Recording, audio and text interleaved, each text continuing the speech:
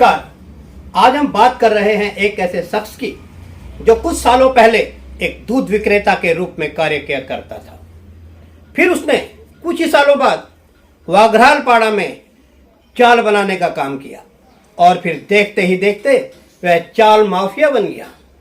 फिर कुछ ही सालों के दौरान बोईसर पालघर में सैकड़ों करोड़ के बिल्डिंग कंस्ट्रक्शन प्रोजेक्ट का मालिक भी बन बैठा। बात कर रहे हैं हम विकास ग्रुप के मालिक पवन अभिमन्यु सिंह की, उस माफिया की जिसने कुछ ही सालों में वाघरालपाड़ा व भोइलापाड़ा में हजारों अवैध रूम और गाले बनवा दिए, किंतु फिर भी वह किसी भी कानून के शिकंजे में नहीं फंसा। देखिए पवन अभिमन्यु सिंह की एक दूध विक्रेता से लेकर चौल माफिया बनने तक की कहानी। पवन अभिमन्यु सिंह की कहानी शुरू होती है 2014 से, जब पवन अभिमन्यु सिंह ने एक सुनियोजित प्लान के तहत अपने कुछ चुनिंदा साथियों के साथ मिलकर 7 अलग अलग कंपनियां बनाई और हर किसी के हाथ में अलग अलग कंपनियों की बागडोर सौंपी।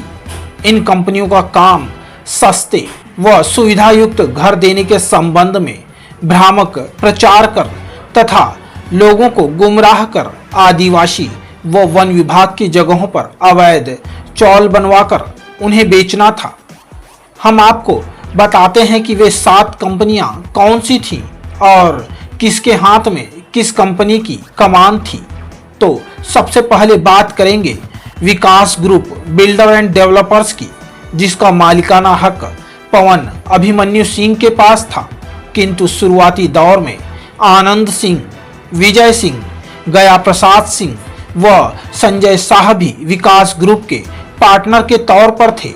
वह अलग बात थी कि जब जब काम बढ़ने लगा और पैसा अधिक आने लगा, तब पवन अभिमन्यु सिंह ने अपने सभी पार्टनरों को कंपनी से बाहर निकाल दिया। दूसरी company Pragati builders and developers, जिसकी कमान विवेक सिंह के हाथ में थी, तो वहीं तीसरी company Shubham builders and developers, इसकी कमान संदीप सिंह के हाथों में थी। वहीं चौथी कंपनी आशीर्वाद बिल्डर एंड डेवलपर्स, इसकी कमान अनीता गुप्ता के हाथ में थी। वहीं पांचवी कंपनी रिद्धि सिद्धि बिल्डर्स, जो अजीत सिंह चला रहे थे। वहीं छठवीं कंपनी वास्तु श्लोक, जो धनंजय तेंदुलकर हैंडल कर रहे थे। वहीं 7वीं कंपनी मंगल मूर्ति बिल्डर्स। ये वो 7 कंपनियां थीं जो एक विशेष प्लान के तहत व विशेष मंशा को लेकर स्थापित की गई थी और इन सभी कंपनियों को निर्देश पवन सिंह द्वारा ही प्राप्त होते थे। बल्कि हम यह भी कह सकते हैं कि सभी कंपनियों के विषय में अंतिम फैसला लेने का अधिकार भी पवन सिंह के पास ही था। और फिर पवन अभिमन्यु सिंह के प्लान मुताबिक सभी कंपनियों के सहयोग से मात्र 4 सालों में बोईदापाड़ा तथा राजीवली के आसपास आदिवासी तथा वन विभाग की जगहों पर हरे भरे जंगलों को काटकर पहाड़ों को समतल कर प्रशासन की नाक के नीचे हजारों की तादाद में अवैध रूम व गाले बनाकर वहां पर लोगों को बसा दिया गया तथा शासन प्रशासन के साथ साथ सत्ता पक्ष भी जैसे अपनी आंखों पर काली पट्टी बांधकर बैठा हुआ था।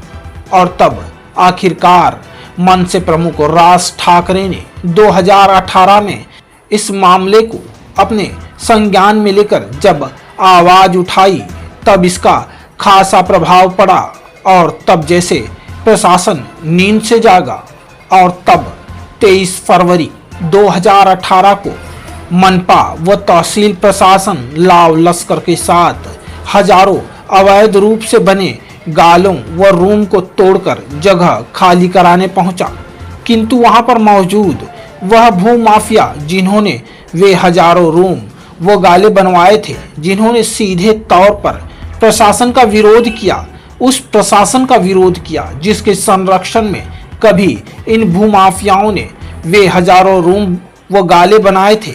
वे भूमाफिया कोई और नहीं बल्कि विकास ग्रुप बिल्डर्स एंड डेवलपर्स के मालिक पवन सिंह व उसके सहयोगी थे, उन्होंने न सिर्फ सरकारी काम में बाधा डाली बल्कि वहां रह रहे लोगों को तोड़क कार्रवाई करने गए लोगों के खिलाफ भड़का दिया था। फिर क्या था, वहां पथराव शुरू हो गया। स्थिति बेहद चिंताजनक थी। सैकड़ों लोगों ने तोड़क दस्ते के साथ साथ प्रशासनिक अधिकारियों तथा सुरक्षा के लिए मौजूद पुलिस बल पर भी धावा बोल दिया। तोड़क कार्रवाई के लिए गई जेसीबी को जला दिया तथा कुछ अन्य वाहन भी आग के हवाले कर दिए। और फिर प्रशासन तो प्रशासन ही होता है, तब प्रशासन को अपनी ताकत दिखानी पड़ी। पुलिस द्वारा लाठी चार्ज किया गया।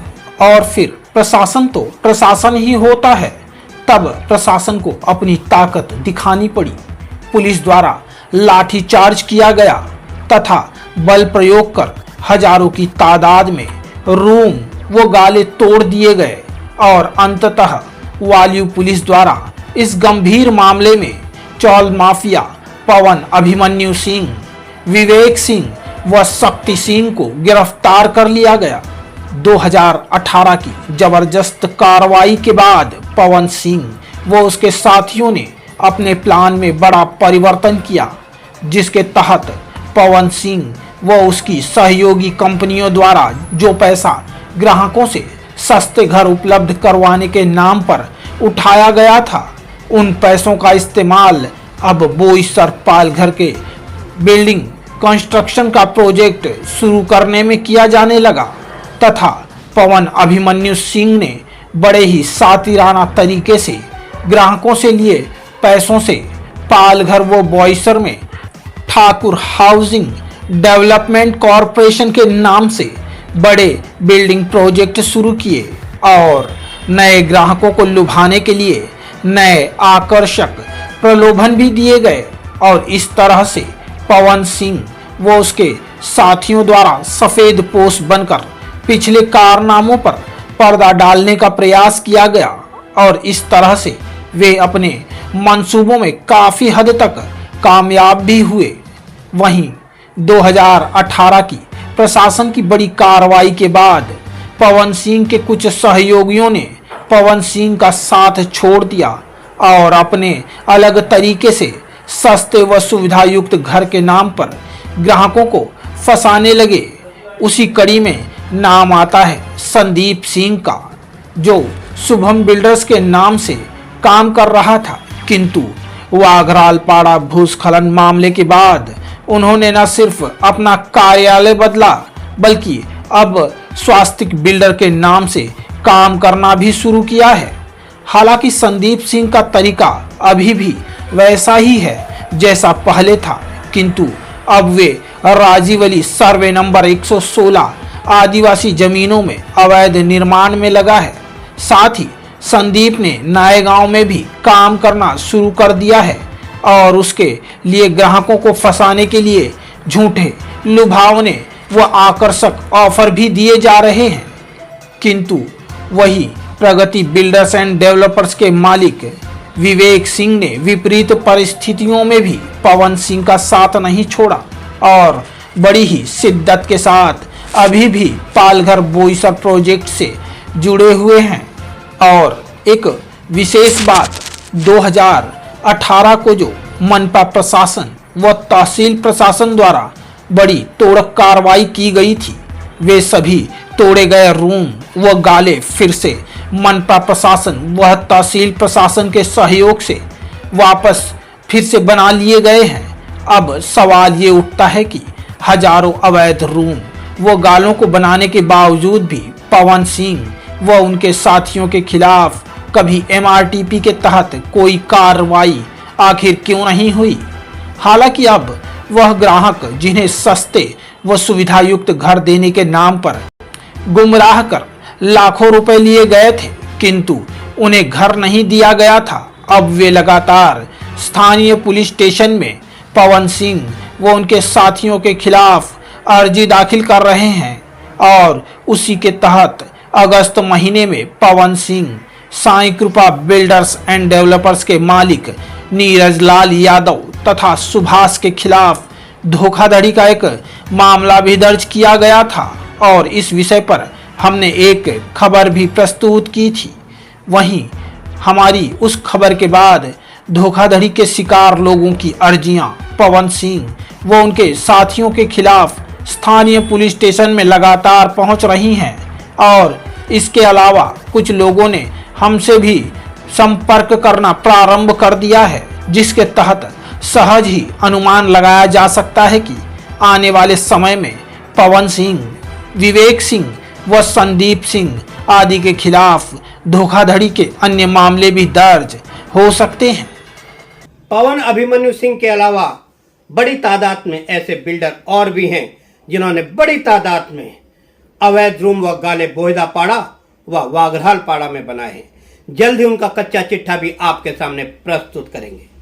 इसके अलावा वाघराल पाड़ा में होने वाले भूस्खलन मामले के बाद स्थानीय चौल बिल्डर यहां से लापता हो गए थे। कुछ अपने गांव चले गए थे, किंतु जैसे ही माहौल शांत होने लगा वे फिर से वापस आ गए हैं। फिर से उनके बंद कार्यालय अब खुलने लगे हैं और फिर से वह आम लोगों को सस्ते और सुविधायुक्त घर उपलब्ध करवाने के नाम पर उन्हें गुमराह करने लगे हैं। जल्दी हम उन लोगों का भी कच्चा चिट्ठा आपके सामने प्रस्तुत करेंगे। जिसने मेरी हर सुबह को बनाया खास और मेरा हर पल साथ दिया, वो है ब्लैक मस्ती कड़क चाय। कभी कभी तेरा साथ बेमतलब दुनिया से बेहतर है। हर पल एक नई ताजगी का एहसास, हर दिन को बनाए मैजिकल। ब्लैक मस्ती कड़क चाय, एक कप चाय जिंदगी के नाम।